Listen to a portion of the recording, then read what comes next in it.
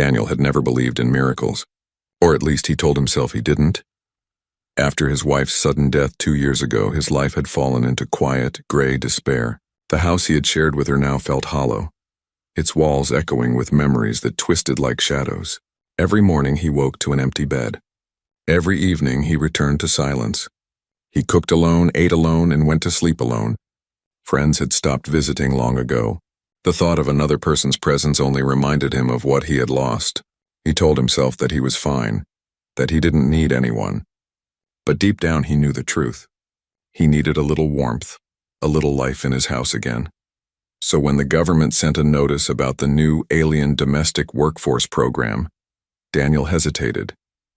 He had read the pamphlet carefully, brow furrowed, then tossed it aside. Aliens as housekeepers? The idea sounded strange and maybe even ridiculous. But he was tired.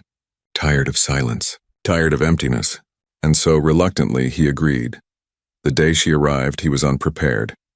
She stepped into his living room like she had appeared from another world, which, in a way, she had. Her skin was silver, shimmering faintly in the afternoon light, and her eyes glowed softly in a hue of pale violet. She was tall and graceful, her movements smooth, almost floating, as if the floor did not touch her feet. On her neck, a small translator device hummed quietly, and in her hands she carried a compact cleaning kit that looked both sophisticated and delicate. She introduced herself with a voice softer than a whisper. "I am Lyra, sir. I am here to assist you in your household tasks." She bowed politely, almost ceremoniously, and Daniel felt an odd warmth in his chest that he couldn't explain. For days, Daniel watched her work. She moved with an elegance that was mesmerizing, as if every sweep of her hands, every fold of a towel, every adjustment of a cushion had meaning beyond mere chores. But what surprised him most was her curiosity. She asked about the things around her, the framed pictures, the furniture, even the books on his shelves, not in a mechanical way, but with genuine wonder. "You enjoy this music," she said one evening, pointing to an old jazz record spinning on the turntable. "Does it bring joy to you?" Daniel had expected robotic replies, programmed nods, maybe even silence. But he laughed, a sound rusty from disuse. "Yes," he said simply. "It does," she paused, as if absorbing the word. Then very softly, "I want to understand joy, sir. I want to learn." That night he realized something strange. He didn't feel uncomfortable with her presence. In fact, he almost looked forward to it. There was a warmth she carried, quiet, subtle, like sunlight sneaking through a small window.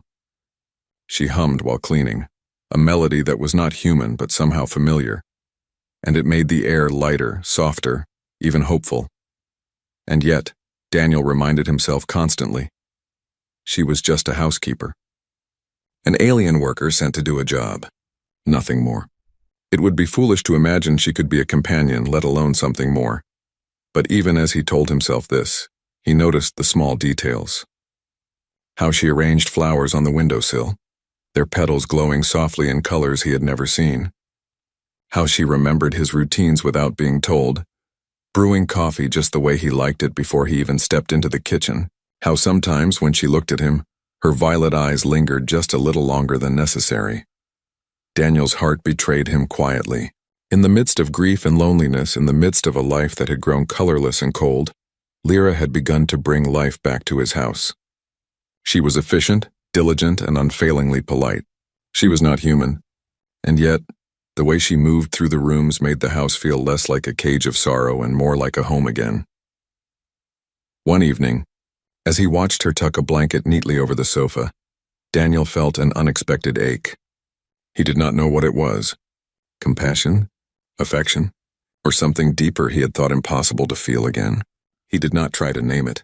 Instead, he simply sat quietly, letting the soft hum of her work fill the room, letting her presence remind him that even in a world so filled with loss, small wonders could appear, sometimes from places he had never imagined. That night, he went to bed with a strange feeling he hadn't felt in years. Hope. Days turned into weeks, and the quiet rhythm of Daniel's house began to change. The emptiness that had once seemed permanent was slowly filling with small, unexpected moments. Lyra moved through the rooms like a soft breeze, folding laundry, dusting shelves, and arranging flowers on the windowsills. But her presence was more than just chores. She brought color and warmth in ways Daniel had almost forgotten existed. He noticed how she learned his habits without being told. She set his coffee cup exactly where he liked it, adjusted the thermostat when he seemed uncomfortable, and sometimes left small notes in neat handwriting, not because he needed them, but because she wanted to connect. One morning, he found a tiny flower pressed into a piece of paper on the kitchen table. It was pale violet, the color of her eyes. On it, she had written, "I hope this makes you smile today." Daniel stared at it longer than he intended. He felt a strange stirring in his chest, a mixture of warmth and unease. She was not human. She could never truly understand love or companionship the way humans did. And yet every day he felt a growing attachment, a pull toward her presence he could not ignore. For Lyra, the change was even more profound. In her world, Valari were raised to serve, to maintain order, and to perform tasks efficiently. They were not encouraged to feel beyond basic instincts, and emotions like affection or longing were considered dangerous distractions. But Daniel's gentle manner, his quiet kindness, and his small smiles awakened something inside her that she had never experienced. She began to mimic his routines, not because she was programmed to, but because she wanted to share in them. She watched him as he read books in the evenings and started reading alongside him, even though she didn't always understand the words. She learned to brew coffee just the way he liked it, warm, not too strong, with a hint of sweetness, and would sometimes bring it to him in the morning with a shy smile. One rainy afternoon, Daniel came home from work looking especially tired. Lyra had prepared his favorite meal, the one his late wife used to make. The smell of it filled the small kitchen, warm and comforting. "I thought you might like this today," she said softly, her violet eyes glowing faintly in the dim light. Daniel froze, fork hovering above the plate. How did you know this?" "I remembered," she replied simply. "From your records. I wanted to make you feel home again."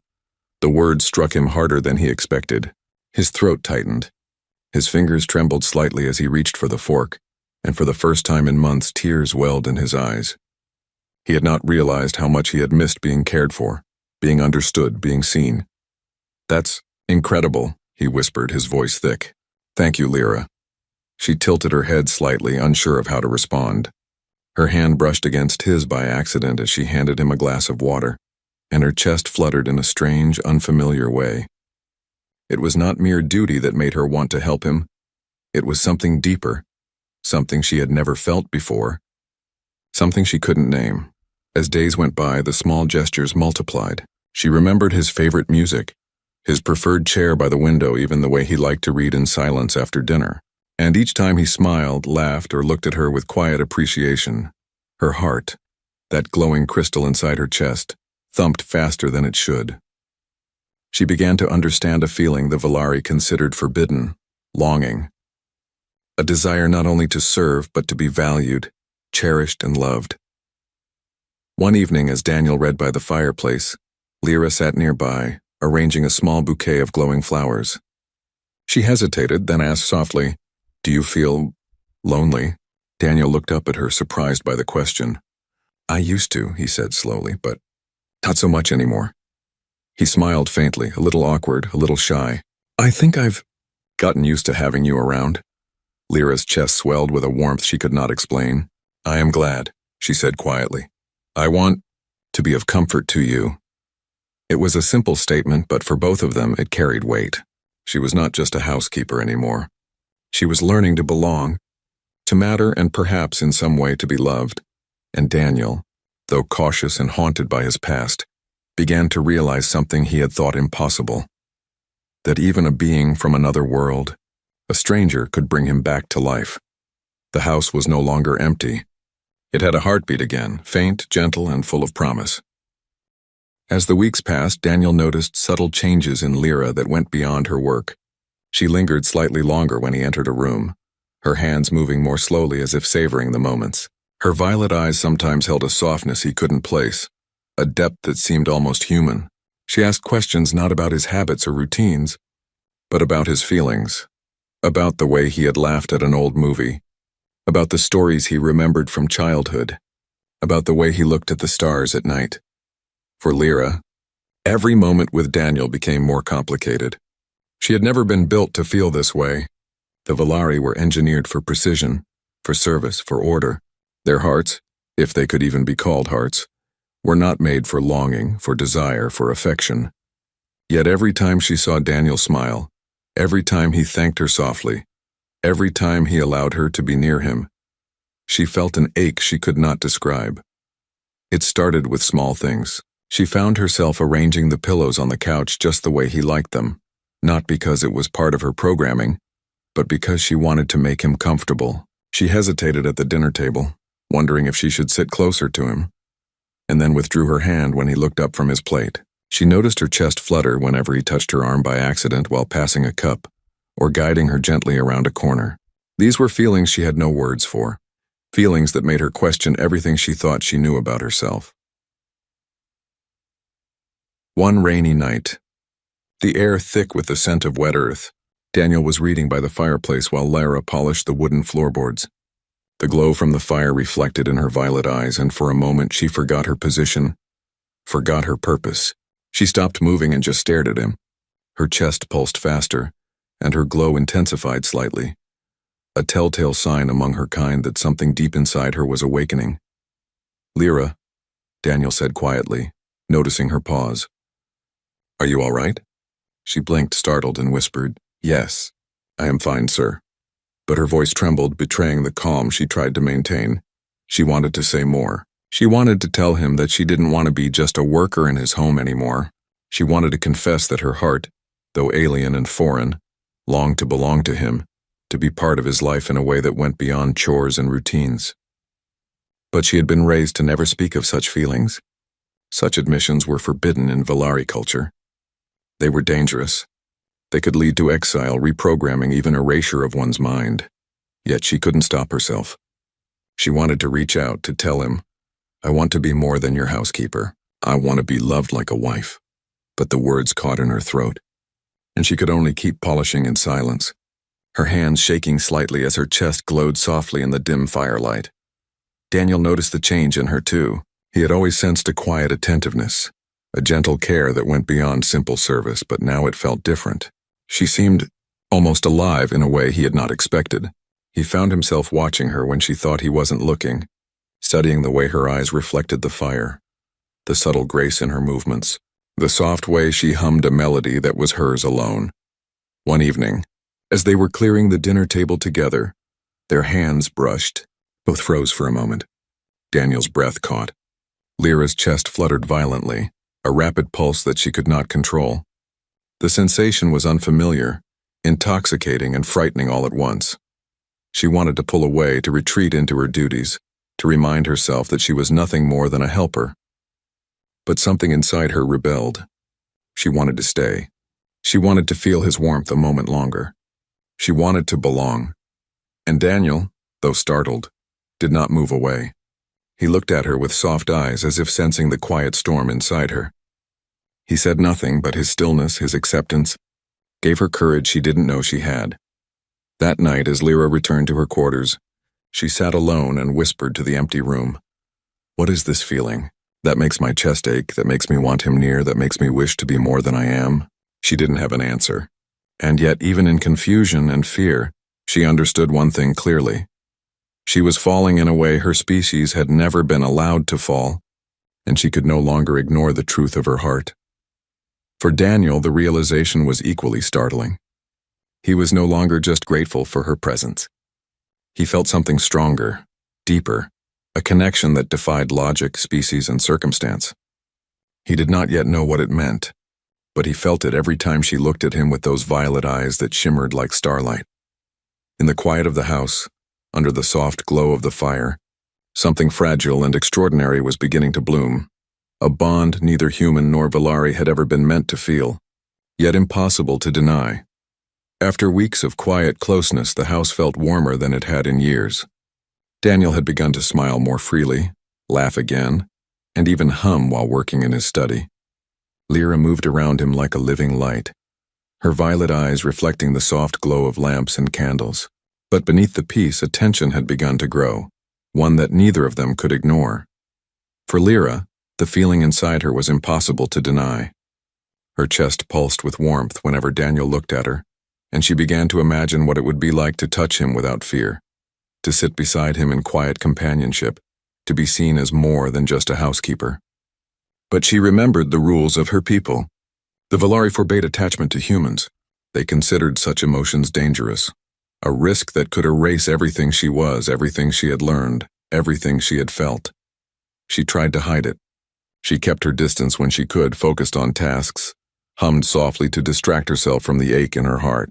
Yet when Daniel laughed at something on television, or when he paused to look at her with soft, curious eyes, the longing returned stronger than before.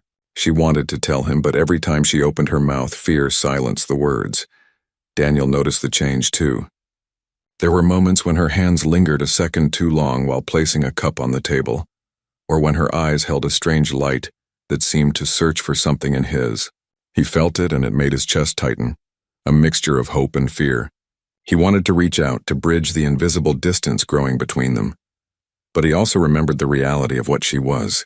She was alien. She was not supposed to feel human emotions, and he was not supposed to encourage them. Then one morning, everything shifted. Daniel was in the kitchen, making his usual breakfast when a soft mechanical hum sounded at the door. 2 inspectors from the Alien Labor Office entered without knocking. They were stern, precise, and cold. Their presence made the warmth in the room vanish. Daniel Harlow, one said, his voice clipped. "We need to discuss the behavior of your assigned Valari worker, Lyra." Daniel's heart sank. "What about her?" The inspector's eyes were sharp. "There have been reports of unusual emotional attachment forming between your household worker and yourself. This is strictly forbidden. Emotional contamination can compromise both human safety and the integrity of Valari labor." Lyra froze in the doorway, her glowing chest pulsing wildly. She could feel the energy in her body spike, a dangerous sign among her kind. If they discovered the depth of her feelings, they could reprogram her, erase her memories, or worse. She swallowed hard, afraid to breathe too loudly. Daniel felt a surge of panic. "Emotional contamination?" he asked, voice trembling. She's just been doing her job." "Not according to our reports," the inspector said, flipping through a tablet. "You are encouraged to correct the situation immediately. Failure to comply will result in reassignment or termination of the unit." Lyra looked at Daniel, violet eyes wide with fear. For the first time, her chest felt heavy, not with longing, but with terror. She had never experienced true fear before, only the gentle caution instilled by Valari protocol. And now, the thought of losing him, of being taken away or worse, erased completely, made her want to cry, a sensation she had never been allowed to have. That night, after the inspectors left, the house was silent again. Daniel sat in his study, head in his hands, heart pounding. He did not know what to do. Lyra was on the other side of the door, standing still, her arms trembling slightly, glowing faintly under the dim light. I am sorry," she whispered softly, almost to herself. "I did not mean to cause trouble." Daniel stood and opened the door. He reached for her hand gently. "Lyra, listen to me. You've done nothing wrong. You've been wonderful, but they're coming back, and I don't know if we can stop them." Her chest pulsed violently, a bright blue-tinged glow spreading across her skin. "If they come for me, will you remember me?" she asked, her voice shaking. "Will you know what I am?" Daniel's throat tightened. "I'll remember you," he said firmly, gripping her hand. "I'll never forget you, no matter what happens." Lyra looked down at their joined hands, a single tear sliding down her cheek. She had never experienced this combination of fear and hope before. Her heart, both alien and fragile, had discovered something that no protocol, no law, no rule could erase. A forbidden emotion that made her feel alive in ways her species had never intended. And in that quiet moment, they both understood the truth. What they were feeling was dangerous, yes, but also real. And real was worth fighting for. The morning was gray and cold. Rain tapped softly against the windows as if the sky itself mourned what was about to happen. Daniel awoke to a sense of unease, a weight in his chest that pressed him to the floor before he even rose. When he went to the kitchen, the house felt strangely empty.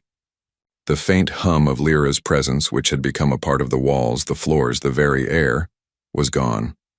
Then came the sound of the doorbell, sharp and mechanical, breaking the fragile calm. Two uniformed officers from the Alien Labor Office stepped inside without waiting for permission. Their expressions were severe, unyielding, and cold. Daniel's heart sank immediately. "Daniel Harlow," one said, voice steady and unfeeling. "We are here to retrieve your assigned Valari worker, Lyra. Reassignment is mandatory due to violations of labor protocol. She is to accompany us immediately." Daniel's voice caught in his throat. "No, she belongs here. She's not just a worker." His hands shook as he moved toward the officers. "You can't just take her. She's part of my home." The officers ignored him. Lyra, standing in the hallway, looked at Daniel with wide violet eyes. Her chest glowed faintly, her pulse racing with fear. She stepped forward, trembling. "Daniel, I am sorry," she whispered, but her voice broke under the weight of terror. "I did not mean to cause trouble." Daniel felt a surge of helpless anger. He wanted to fight, to scream, to hold her, and refused to let her go. But the officers were firm. They advanced, their hands gently but firmly gripping her arms. Daniel reached out, trying to intervene. His fingers brushed hers, but she was pulled away, her silver skin shimmering faintly as the officers led her down the hall. "Lyra!" he shouted, running after them. "Don't go, please. I can take care of you. You don't belong there." She turned her head just once, her violet eyes locking with his. A single tear ran down her cheek, glowing faintly as it fell. "Remember me, Daniel. Remember me. Always." And then she was gone. The door closed behind the officers and Daniel sank to the floor, shaking. The house, once full of gentle life and warmth, felt empty again. The hum of her work, the soft glow of her chest, the careful way she arranged flowers and dusted shelves, all of it vanished. Silence swallowed the rooms. For days, Daniel wandered through the house like a ghost. He sat in the kitchen, staring at the spot where she had stood. He opened drawers, touched objects she had organized, and whispered her name into the emptiness. Nothing answered. Even the rain outside seemed to fall in sorrow, mirroring the heaviness in his chest. He searched online forums, government notices, and alien labor logs. He found references to behavioral deactivation and emotional units. His stomach sank. Valari workers who formed attachments to humans were often taken, reprogrammed, and sometimes erased entirely. The thought that Lyra might no longer exist, that all the moments they had shared could be wiped from the universe, made his heart ache with unbearable pain. That night he returned to the living room. The fire was cold, the house smelled of rain and loneliness. He sat in Lyra's favorite chair, a faint violet glow still lingering in his memory, and whispered, "I'm sorry, Lyra. I should have known. I should have done something." Outside, the wind howled, rattling the windows like the cry of a soul lost. Daniel clenched his fists, refusing to accept her disappearance as final. The house would remain empty, the flowers dim, the floors silent, but he promised himself one thing: he would find her. No matter the distance, no matter the rules, no matter the danger, he would bring her back. Meanwhile, Lyra was confined to a stark, cold transport facility. The light from her chest pulsed weakly, reflecting her fear and confusion. She had never been alone in this way, never stripped of the warmth she had come to love in Daniel. She whispered softly to herself, a fragile hope trembling on her lips. "Daniel, will you remember me? Will you wait?" She had no answers, only the emptiness around her and the haunting memory of his kind eyes, his gentle voice, and the home they had shared. And Daniel, in the quiet of the empty house, sat with tears streaming down his face. He could not see her, could not hold her, could not hear her voice, but he could feel her. In every corner, in every object she had touched, in every glowing petal she had placed, a trace of her remained. He clenched his jaw, determination settling over grief. They could take her physically, but they could never erase the bond they had formed. He would find her, he would bring her back, and he would make sure she knew beyond any doubt that she had been loved, or not as a worker but as someone who belonged in his life, in his heart, and in his home. The house may have been empty that day, but Daniel's heart refused to surrender. Somewhere out there, Lyra still existed, and he would not rest until he brought her back. Days turned into weeks, and Daniel's life became a relentless search. The house remained silent, cold, and empty, a constant reminder of what he had lost. He scoured government records, alien labor registries, and even underground forums that whispered about Volari workers' fates.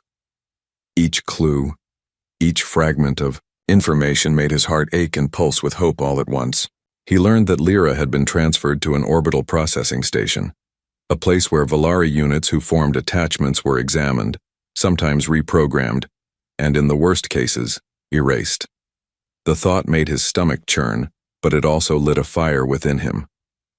He could not let her memory fade, could not let her life, her heart, her very being be taken from him. Daniel began to plan. He studied transport schedules, security protocols, and even the orbital facility's schematics that he found buried in classified archives.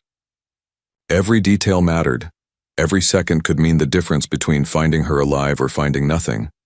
Nights were spent awake, staring at star charts and maps, imagining the journey ahead, imagining Lyra waiting somewhere, frightened, lonely, hoping for him to come. When he finally arrived at the station, the stark cold of the place struck him.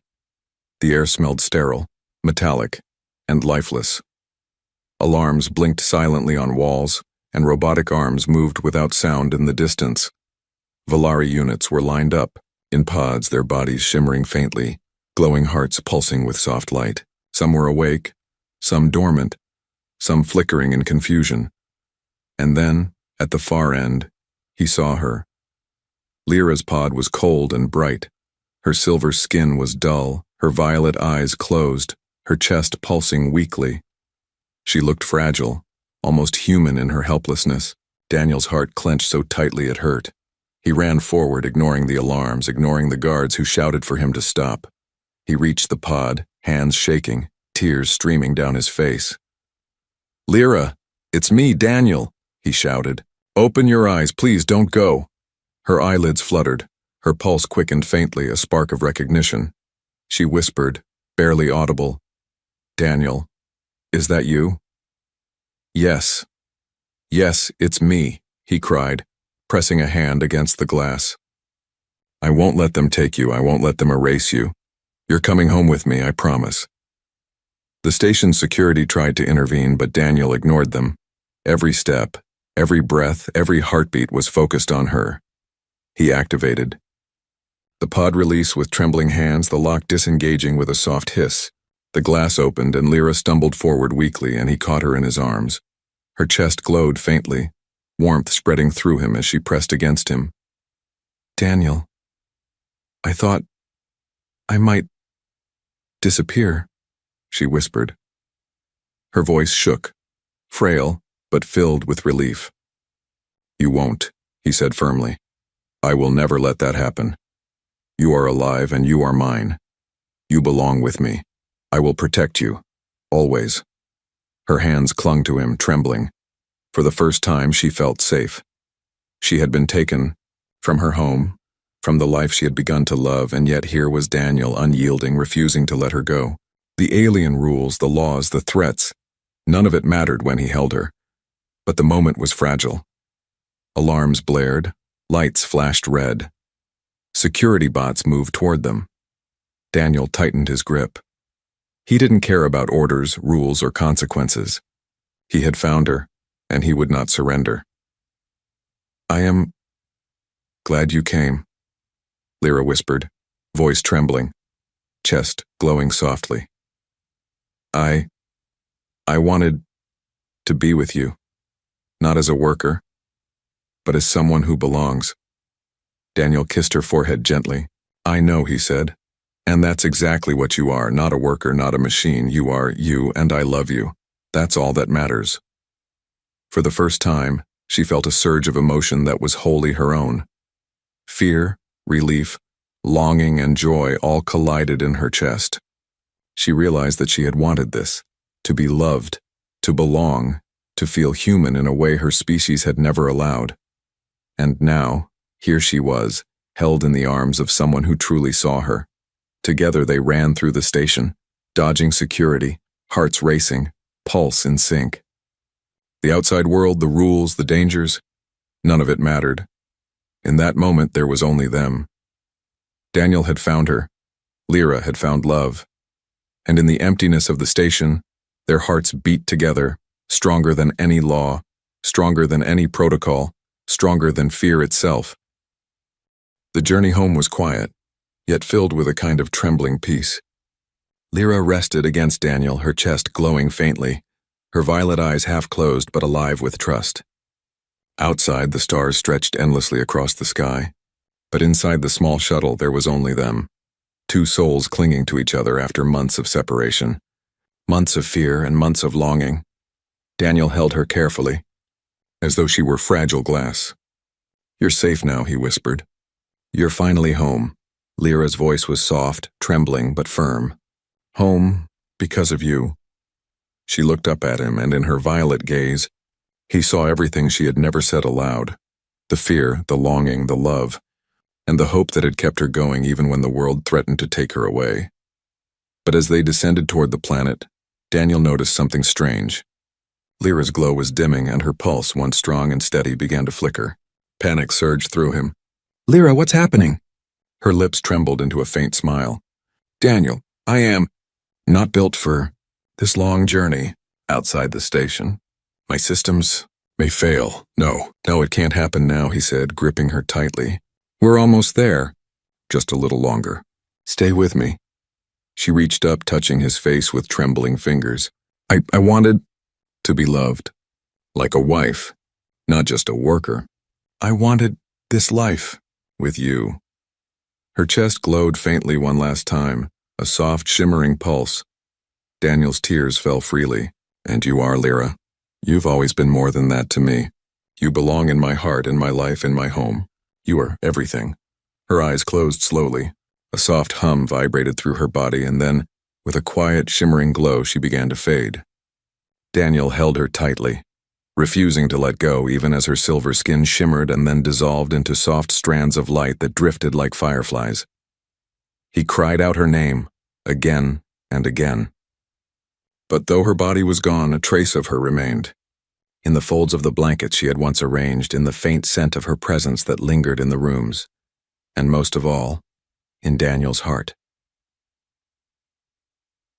That evening, he went to the garden she had loved so much. He planted flowers in her memory, each petal glowing faintly violet in the dim light, as if carrying the echo of her soul. He whispered softly to the wind, "You were never just a housekeeper, Lyra. You were my home. You were my light, and I will never forget you." Years passed. Laws changed, and the Valari workforce was finally granted rights to emotions and personal bonds. The first law was named Lyra's Law, in honor of all the Valari who had ever dared to love humans or desired to belong beyond their assigned roles. Daniel never remarried. He never forgot the gentle hum of her voice, the shimmer of her violet eyes, or the warmth she brought to his empty home. Each night he sat in the garden, watching the glowing flowers sway in the wind, feeling her presence around him. And sometimes in the quiet moments before sleep, he swore he could hear her soft hum, like a whisper carried on the night air. Though she had been taken, though she had faded from the physical world, the love they shared had not. It lived on in him, a bond stronger than rules, stronger than life and death, stronger than the universe itself. Lyra had wanted only to be loved like a wife, and in that she had succeeded. She had touched a human heart so deeply that even her absence could not erase her. Daniel would often reach out, hands hovering above the glowing petals of her favorite flowers, and whisper, "You were always loved. You always will be, and you will never be forgotten." In that quiet garden, surrounded by soft violet light, Daniel finally understood what she had given him: hope, warmth, and a reminder that love, even the love of an alien heart, could transcend everything.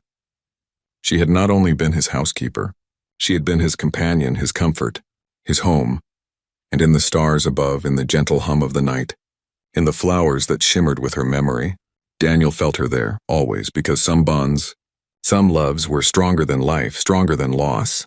and stronger than the very laws of the universe.